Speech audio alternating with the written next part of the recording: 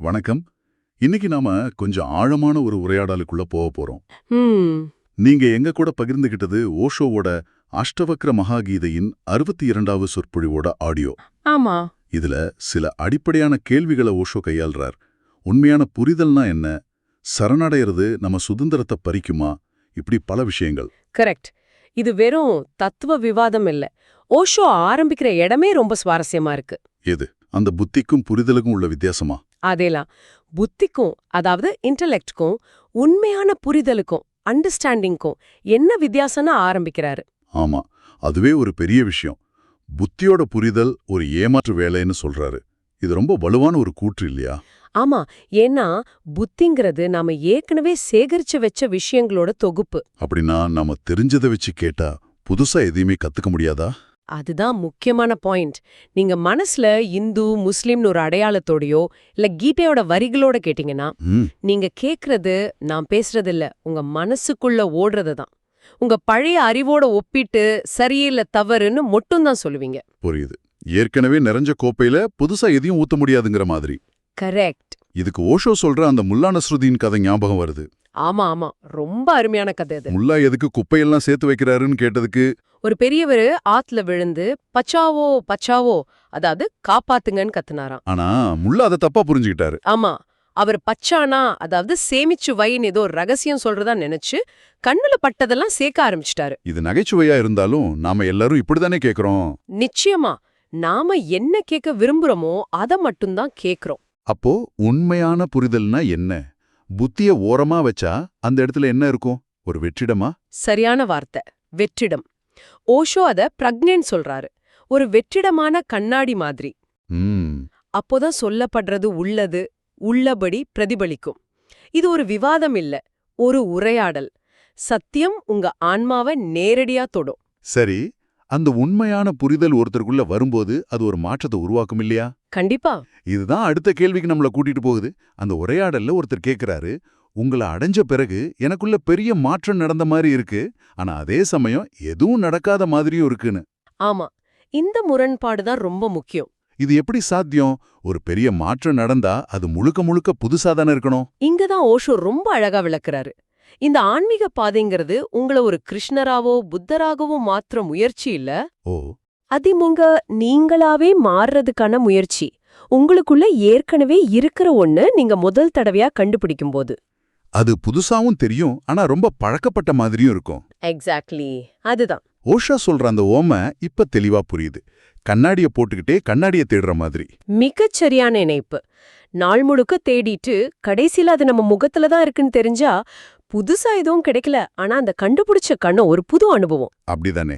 ஆமா, ஞானம் கிடைச்சதும் புத்தர் என்ன சொன்னாரு? நான் புதுசா எதையும் அடையல, என்கிட்ட ஏற்கனவே இருந்தத இப்ப கண்டு கொண்டேன்னு சொன்னாரு. ம், உங்களுக்கான ஒரு தனித்துவமான மலர் உங்களுக்குள்ள இருக்கு. அது புத்தரோட மலர் மாதிரி இருக்காது. அது உங்களுடையதா, இந்த உலகத்துல இதுவரைக்கும் பூக்காத ஒரு மலரா இருக்கும். அப்போ அந்த மாற்றம் நடந்த உணர்வும் அதே சமயம் அது ஏற்கனவே நம்மளோடதுங்கிற உணர்வும் ஒன்னா வர்றது தான் நாம சரியான பாதையில இருக்கோங்கிறதுக்கான அறிகுறி. மிக சரியா சொன்னீங்க. அதுதான் அறிகுறி. இந்த நாமாக இருப்பதுங்கிறது ரொம்ப அழகா இருக்கு. ஆனா அந்த பாதை ஆசைகள் நிறைஞ்ச உலகத்து வழியா தானே போகுது. ஆமா. இது அடுத்த பெரிய முரண்பாட்டுக்கு நம்மள கொண்டு வருது. ஓஷோ ஒரு பக்கம் ஆசை ஒருபோதும் திருப்தி அடையாதுன்னு சொல்றாரு. ம் இன்னொரு பக்கம் உலகத்து மேல உள்ள ஈர்ப்பு அந்த ரஷ்ஷ தீர்ற வரைக்கும் அதை முழுசா அனுபவிக்கணும்னு சொல்றாரு. இது கேட்கவே ரொம்ப குழப்பமா இருக்குல்ல? ஆசைய அனுபவிச்சா அது வளருமா அழியுமா? இதுதான் ஓஷோவோட போதனைகள்ல ரொம்ப தவறா புரிஞ்சுக்கப்படுற ஒரு விஷயம். ஆமா, ஆபத்தான ஆலோசனையா கூட தோணலாம். இங்கே ஒரு முக்கியமான நுணுக்கம் இருக்கு. அவர் அனுபவிக்கிறதுன்னு சொல்றது கண்மூடித்தனமான போகத்தை இல்ல, முழுமையான பிரக்ஞையோட அவேர்னஸோட அனுபவிக்கிறத சொல்றாரு. ஓ, ஆசைங்கிறது அடிவானம் மாதிரிங்கிறத ஒரு புத்தகத்துல படிக்கிறது வேற. ம், நீங்களே அந்த அடிவானத்தை நோக்கி ஓடி ஓடி கழைச்சு போய் அதை அடையவே முடியாதுன்னு அனுபவத்துல உணர்றது வேற. அப்போ பாதியிலேயே உலகத்தை விட்டு ஓடுறது, அதாவது துறவறம் போறது, அது தப்பா? ஓஷோ பார்வையில அது பழுக்காத காய பறிக்கிற மாதிரி. அதுக்கு ஒரு கதை கூட சொல்றாரு. முகமது கோரி கடையா? அதேதான்.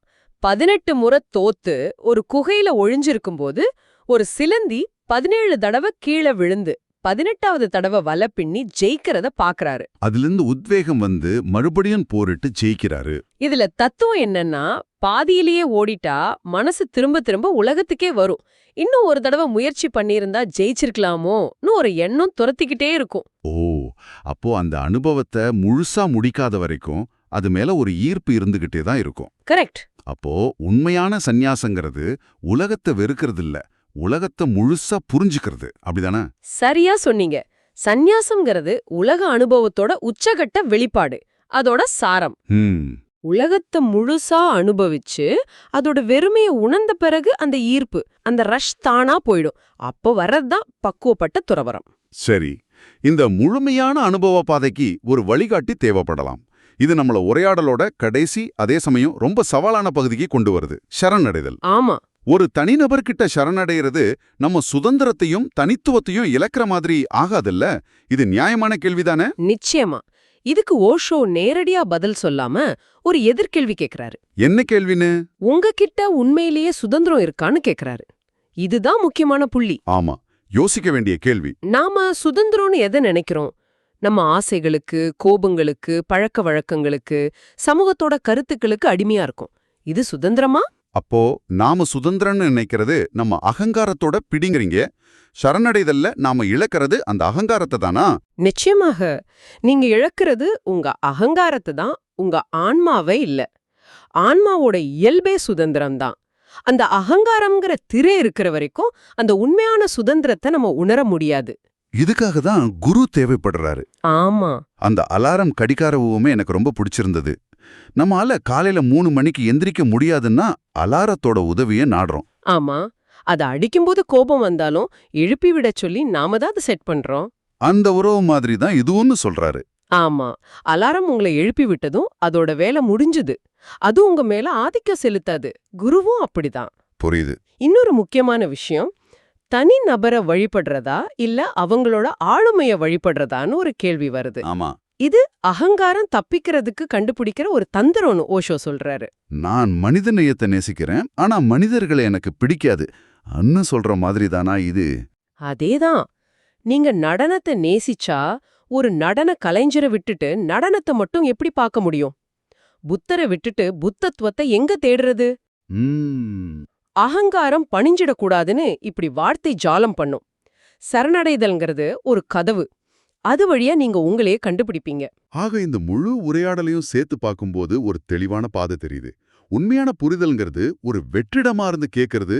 ஆமா. அந்த புரிதல்ல வர்ற மாற்றம் நாம வேற யாரோ மாதிரி மாறுறதில்ல, நாமாகவே இருக்கிறது. கரெக்ட். அந்த பயணத்துல வர ஆசைகளை அடக்காம விழிப்புணர்வோட அனுபவிச்சு அதோட பயனற்ற தன்மையை உணர்றதுதான் விடுதலை. இது எல்லாத்துக்கும் தேவைப்படுற சரணடைதல்ங்கிறது அகங்காரத்தை இழந்து உண்மையான சுதந்திரத்தை அடையிற ஒரு வழி. எல்லாம் ஒன்னோடு ஒன்னு இணைஞ்சிருக்கு. ரொம்ப அழகா தொகுத்தீங்க. இறுதியா ஓஷோ ஒரு அழகான கருத்தை சொல்றாரு. சொல்லுங்க. நாம இறைவனையோ சத்தியத்தையோ ஒரு இலக்கு, ஒரு டெஸ்டினேஷன்னு நினைக்கிறோம். ஆனா அவர் சொல்றாரு, அது ஒரு இலக்கு இல்ல, அதுவே ஒரு பயணம். ஒவ்வொரு கணமும், பாதையோட ஒவ்வொரு தூசியிலையும், காத்தோட ஒவ்வொரு அசைவிலையும் அது இருக்கு. முடிவில்லாத இந்த பயணத்தை அனுபவிக்கிறதே ஆனந்தம். இலக்க அடைஞ்சிட்டா பயணம் முடிஞ்சிடும், ஆனந்தமும் முடிஞ்சிடும்னு சொல்றாரு. இத பத்தி நீங்க யோசிக்கிறதுக்கு ஒரு இறுதி எண்ணம். ஓஷோ சொல்ற மாதிரி வாழ்க்கைங்கிறது சேர வேண்டிய இடம் இல்ல, அதுவே ஒரு பயணம்னா நாம தினமும் இலக்குகளை நிர்ணயிச்சு அதை நோக்கி அவசரமா ஓடிக்கிட்டு இருக்கிறதோட அர்த்தம் என்ன? ஒருவேளை அந்த இலக்க அடையும் பரபரப்புல பயணத்தோட ஒவ்வொரு அடியிலையும் நிறைஞ்சிருக்கிற அந்த மெய்யான அனுபவத்தை, அந்த ஆனந்தத்தை நாம தவற விடுறோமா?